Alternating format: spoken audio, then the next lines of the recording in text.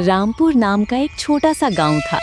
चारों ओर हरे भरे खेत, कच्ची गलियां और मिट्टी के घर थे। गांव के लोग मेहनती और सच्चे थे। यहीं रहता था मोहन, एक गरीब लेकिन ईमानदार किसान। मोहन अपनी बूढ़ी माँ के साथ रहता था। घर में ज्यादा सामान नहीं था, लेकिन दिल बहुत बड़ा था। बेटा, आज खेत में मेहनत ज्यादा करना। हाँ माँ, भगवान पर भरोसा है। मोहन रोज सूरज निकलने से पहले खेतों में पहुंच जाता। वो ईमानदारी से मेहनत करता और कभी शिकायत नहीं करता। मेहनत कभी बेकार नहीं जाती। एक दिन गांव का अमीर आदमी शेखर अपने लालच के इरादे लेकर मोहन के पास आया। उसकी नजर मोहन की मेहनत पर नहीं, बल्कि उसकी उपजाऊ जमीन पर टिकी थी।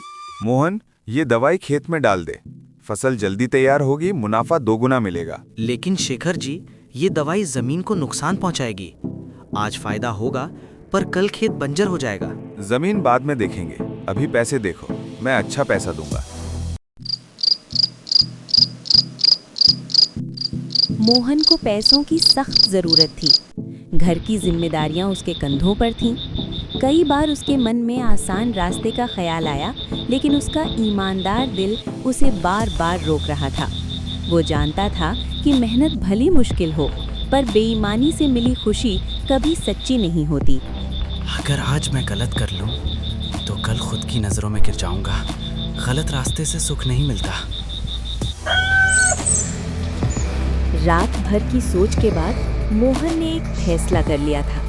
वो जानता था कि रास्ता कठिन है, लेकिन ईमानदारी के साथ चलना ही सही रास्ता है। मोहन ने ठान लिया कि वो मेहनत करेगा, चाहे संघर्ष कितना ही बड़ा क्यों ना हो। मैं मेहनत से आगे बढ़ूंगा।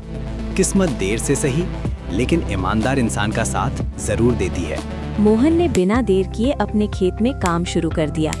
वो जानता था कि यही उसकी असली पूंजी है। कभी तेज धूप में, कभी ठंडी हवा के बीच वो रोज मिट्टी से जूझता रहा।